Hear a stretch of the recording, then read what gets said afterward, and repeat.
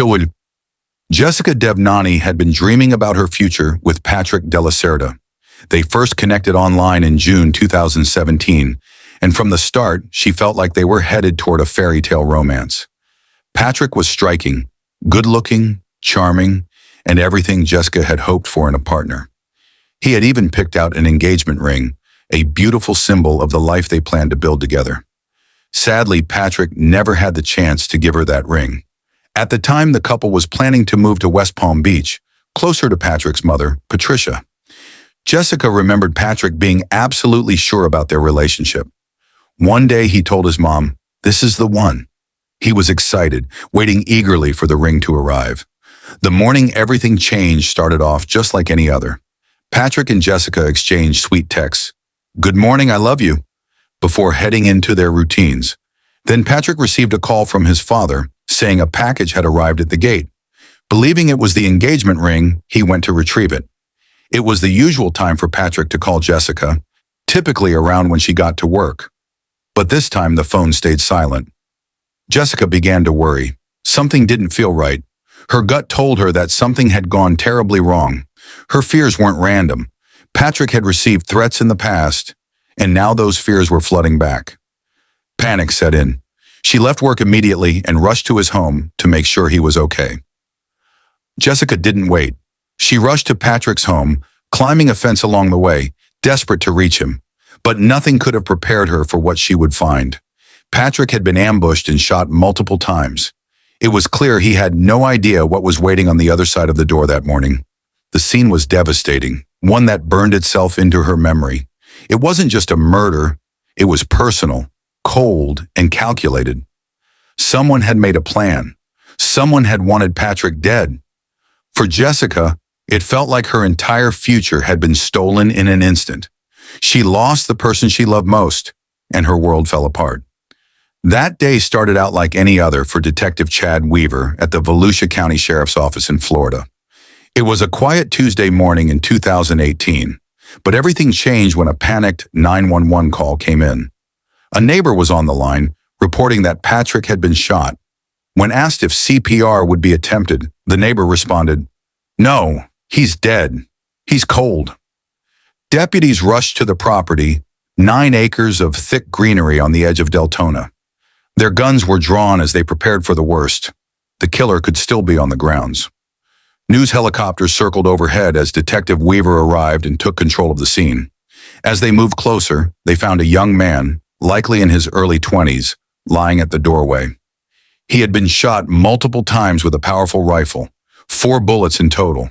Patrick was gunned down right in front of the house he shared with his father, Max, who happened to be out of town that day.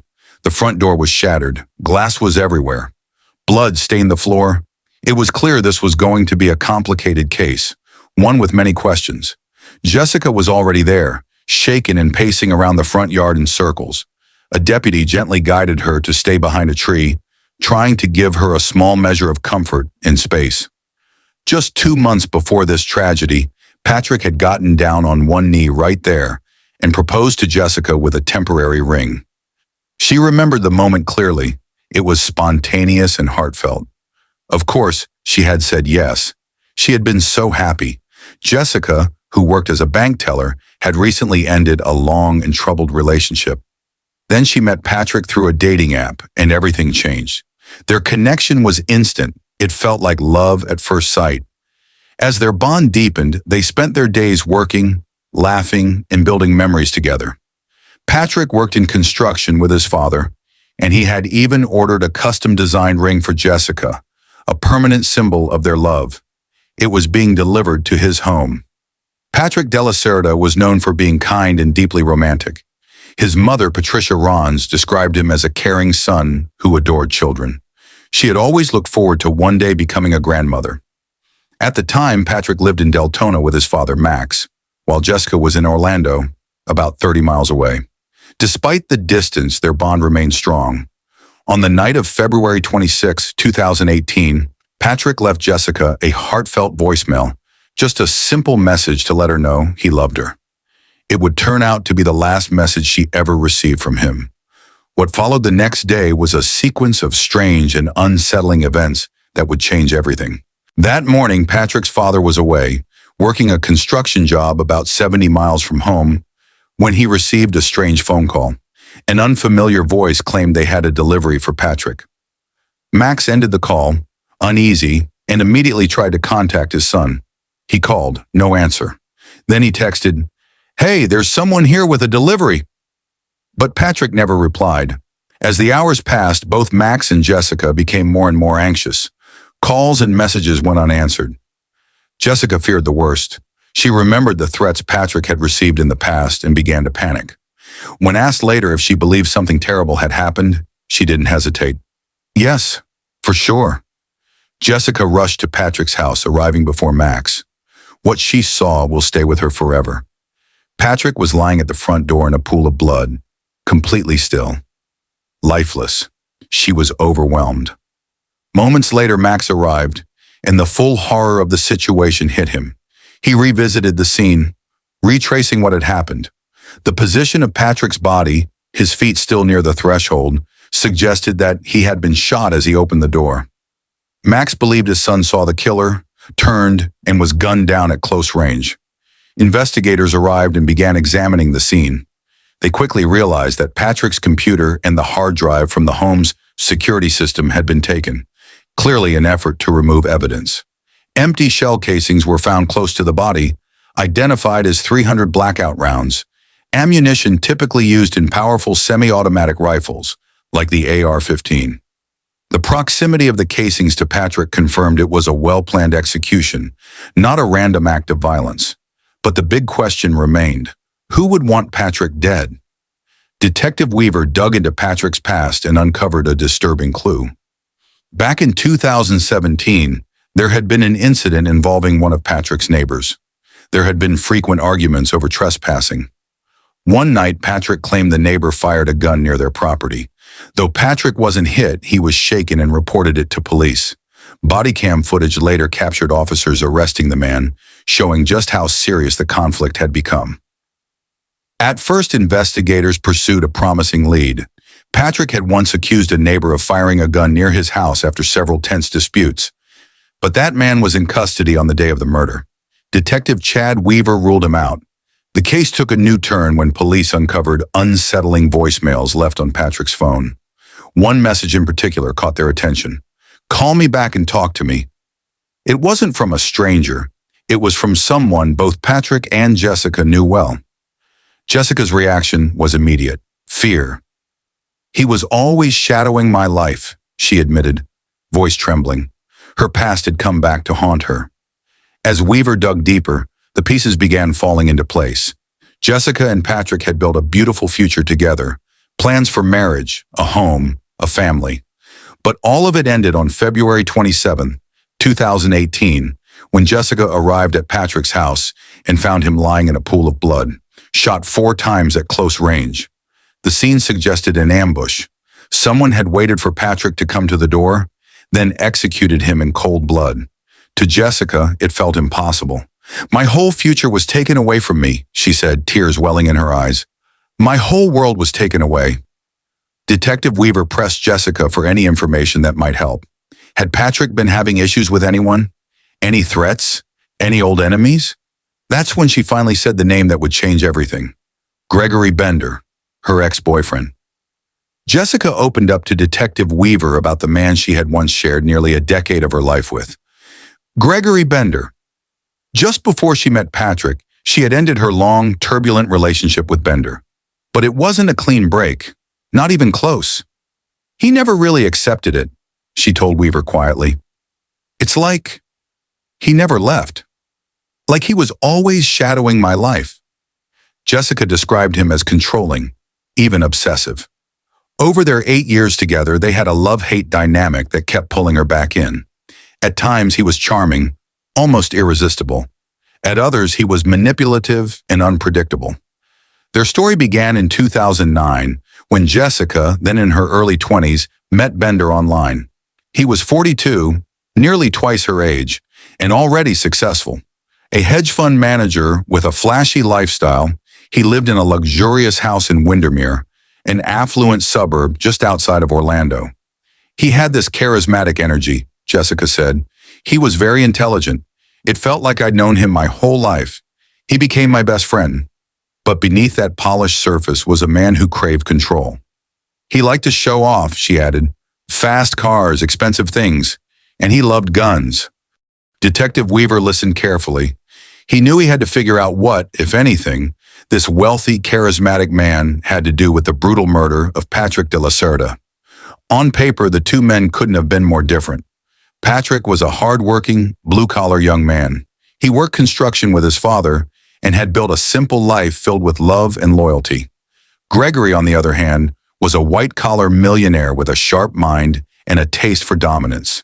These were two men from entirely different worlds, but now one was dead and the other was being whispered about as the shadow behind the tragedy. Jessica then shared something that made Weaver's pulse quicken. She recalled a time early in her relationship with Bender, when she briefly dated someone else. He stalked the guy I was seeing, she said. He told me exactly where he lived. And then, by 2015, Jessica's relationship with Greg Bender had shifted from intense romance to something darker, laced with fear and control. There was love, Jessica admitted, but there was also terror. Not for myself, but for what he might do to other men. His jealousy ran deep. He didn't take well to the idea of Jessica moving on, even in theory. Still, despite the verbal threats and manipulative behavior, Jessica found herself accepting his marriage proposal a few years into their relationship. I was in love with him at the time, she explained softly, and maybe I was naive. I didn't want to start over. I didn't want to find someone else. Then came a moment that shattered any remaining illusions. In early 2016, Greg was scheduled for a medical procedure at a local hospital. Jessica decided to surprise him with a visit, but when she walked into his hospital room, she wasn't the only woman there. I walked in and saw her sitting next to his bed, Jessica recalled. I asked, "What are you doing here?" And she looked right at me and said, "What are you doing here?" Jessica told the woman she was Greg's fiancée and even showed her the engagement ring. She looked back at me and showed me her ring, Jessica said. Then she said, "I'm his wife." Her name was Damara Sanchez, and Greg Bender, Jessica's fiancé, had been secretly married to her. Jessica's world collapsed in that moment. My heart just dropped. I couldn't believe it. I was in complete shock. Several days passed before Greg finally called Jessica. He spun a story claiming it was just a marriage of convenience. He said it was just to help her out, Jessica said, so her son could go to school in a better district, near his home. He called it a business marriage. But Jessica had reached a breaking point. She issued an ultimatum. I told him he had until the end of the year to leave her. Not just leave, divorce her. Her patience, her trust, it was all hanging by a thread. And as she spoke with Detective Weaver, it became clear. This tangled, toxic history wasn't just background noise, it was motive. Yes, Jessica confirmed, but that whole business marriage story, just another one of Greg's lies. In truth, Gregory Bender never divorced Damara Sanchez. He stayed married, and that was the final straw. In 2017, Jessica ended the relationship for good. Just 1 month later, she met Patrick. He was kind, honest, different, and he made her believe in love again. But the ghost of Greg Bender still lingered in the background of her life. I was always afraid he'd find out about our relationship, Jessica confessed. She didn't have to wait long. Only 5 months into dating Patrick, Gregory Bender stumbled across their shared Facebook post, and the man who once professed to love Jessica turned vicious. He started messaging Patrick directly, she said, threatening him, saying things like, "I know where you live. I'm going to harm you both." And that was just the beginning. He left chilling voicemails. "I'm giving instructions," Bender said in one recording, "and I'm going to have my plan put into action." What plan? Investigators would later ask. Jessica didn't hesitate. He said he was going to hire a hitman or do the job himself. The job was clear: to kill Patrick. Enough was enough. Jessica and Patrick took the threatening messages and voicemails to court. They obtained a restraining order against Bender. A judge ordered him to stay away and to surrender his large cache of firearms to authorities. For a while it seemed to work. "We thought he was gone," Jessica recalled. "We didn't hear from him. We felt confident, safe." Until February 27th, 2018, the morning Patrick was murdered. Jessica received a phone call from Gregory Bender. It had been 2 months since she'd heard from him. He called her work. She didn't answer. But the moment she saw his name flash across the screen, dread settled in her chest. "Red flags started flying," she said. "I just had this terrible feeling." Detective Chad Weaver had the same instinct. Gregory Bender wasn't just a name from the past anymore. He was now the prime suspect in a cold-blooded murder. Now it was time for Jessica to call Gregory Bender back. But this time, investigators would be listening. She didn't hesitate. Not for a second. Jessica wanted justice. She wanted answers. She wanted to help solve Patrick's murder. "Okay," she agreed. "I'll call him." They placed the call, put it on speaker. "Hello?" came Bender's voice. "Hello," Jessica responded. Detective Weaver sat nearby, listening carefully, hoping Bender might slip, say something to tie himself to the crime. And then Greg snapped. "You ruined my life," he said. "You got your revenge and ruined my life." Jessica kept her voice steady. "What are you talking about?" There was a long pause. The call hung awkward in the air, tense, fragile. Just hours earlier, Jessica had discovered her fiancé's lifeless body. Now here she was, talking to the man she feared might have pulled the trigger. Bender's tone suddenly changed. "I saw what happened on the news," he said. "I feel sorry for you. I just want to help the investigation." But Jessica didn't let him dodge. She reminded him, firmly, about his threats. "You said enough is enough. I'm going to hire hitmen. I'm going to kill him." Bender jumped to deny it. No. I didn't say that." "Did you ask him directly?" a voice prompted Jessica. She nodded. "Yes, I asked. Did you shoot Patrick?" "What did he say?" He said, "It's not me. I'm your friend. I didn't do this." But Jessica knew. She could hear it in his voice. He was lying, she said. Despite his denial, Detective Weaver now had something to work with.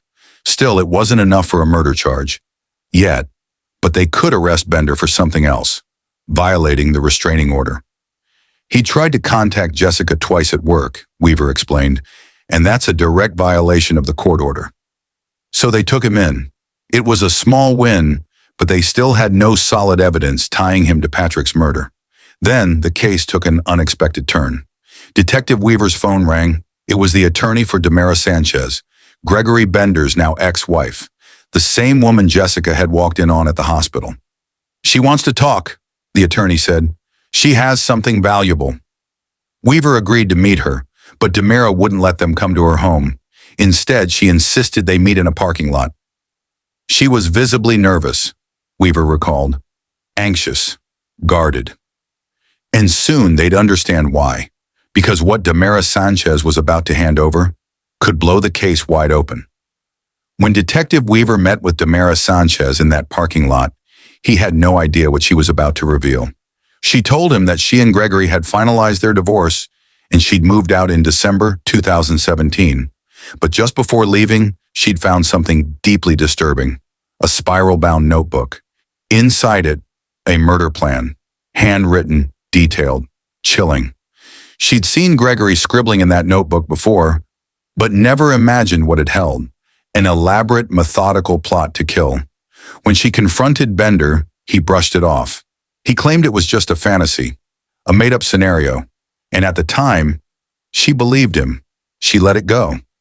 But months later, Damara saw something on the news. A young man from Volusia County had been murdered. The man Gregory Bender had supposedly fantasized about killing, it was him, Patrick De La Cerda. That changed everything. Now she was scared, and she was ready to talk. "We knew we had to act fast," said Detective Weaver. "This notebook could be key." With Damara's statement, authorities had just enough to obtain a search warrant for Bender's home in Windermere. On February 28, 2018, investigators moved in.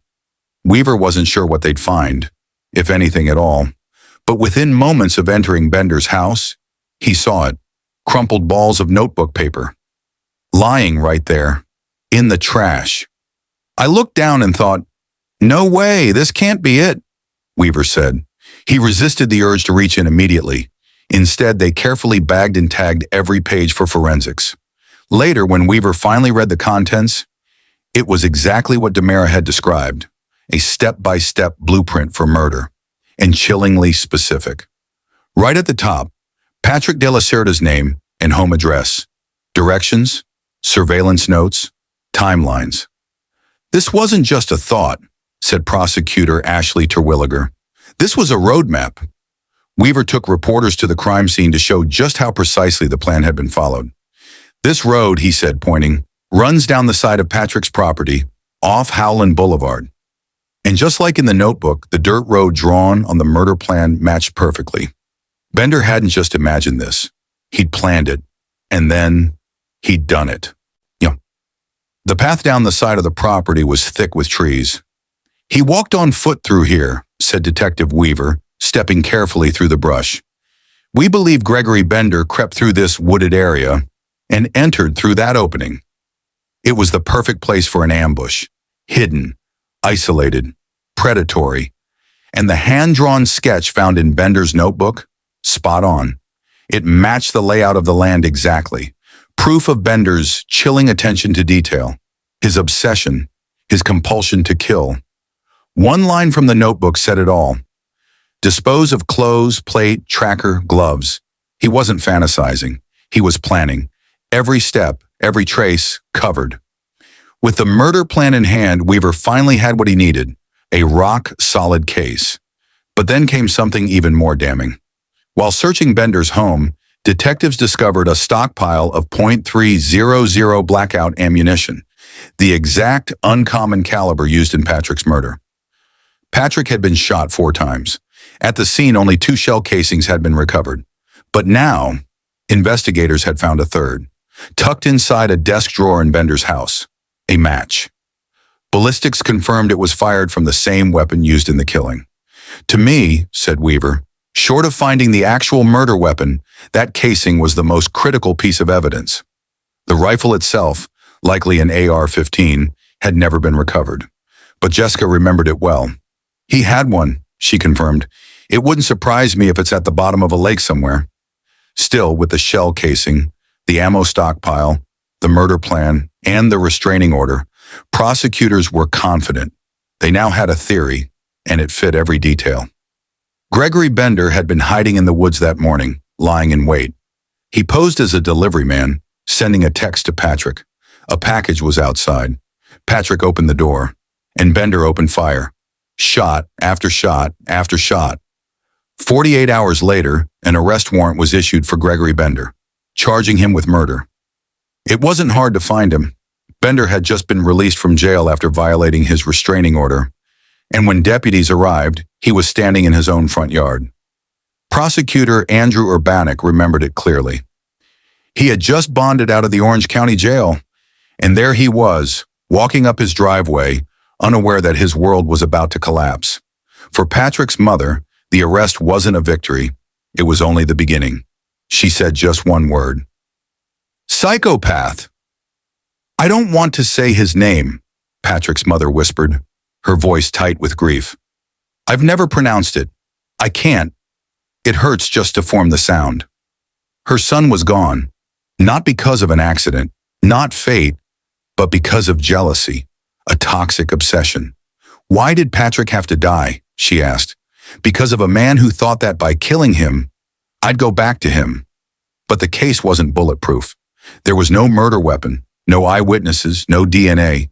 The prosecution would have to rely on a circumstantial case, and Bender's legal team was ready for war. They had undercover surveillance, video, questions. "You started dating Patrick in June," they'd pressed Jessica. "So why were you still dining with Greg in November? Still visiting his home? 2 months after Patrick was ambushed at his front door, on the day he expected to receive an engagement ring he had carefully chosen for Jessica. That ring finally reached her. Patrick's family gave it to her on her 30th birthday. "He picked the perfect one," Jessica said softly. "I wear it because Patrick will always be the love of my life." Now that ring would sit on her finger as she faced Greg Bender in court, the man accused of destroying everything she and Patrick had built. "This day couldn't come soon enough," said Patrick's mother, Patricia. "For 3.5 years, Jessica and I felt voiceless, silenced, victimized. But in court, prosecutor Ashley Terwilliger would now speak for them. She stood before the jury and began. Patrick De La Cerda was the victim of a premeditated, calculated murder, a plan written out in horrifying detail. He was shot 4 times, head, face, chest, and hip. This was not random. It was personal. Still, defense attorney Richard Parker wasn't backing down. "This is not an open and shut case," he argued. "More than one person had motive. More than one had opportunity. But it was Jessica Devnani who would be the first and most crucial witness. She stood, hands trembling, heart pounding. I was terrified," she admitted to the court. "Gregory Bender was consumed by jealousy. He made repeated threats. He told me that if I didn't leave Patrick, he would harm him." Then Jessica read a message aloud, one of many texts Bender had sent her. "Think about it. If I don't hear from you, or the cops call again, I'll just do what I said and move on." It was clear to the jury. Gregory Bender hadn't simply lost control. He had strategized. He had stalked. He had executed a plan meant to steal back a woman who no longer wanted him. He hadn't just tried to end a life. He tried to erase a love. Justice is rarely swift and never simple. In this haunting tale of love, obsession, and betrayal, it took 3.5 agonizing years for Jessica and Patrick's family to finally face the man accused of shattering their world. Though no weapon was found and no one witnessed the moment Patrick De La Cerda fell, the evidence, handwritten, obsessive, and undeniable, spoke louder than silence ever could. The courtroom became the final battleground, not just for truth, but for Patrick's memory, for Jessica's healing, for a mother's pain. Let this story be a reminder.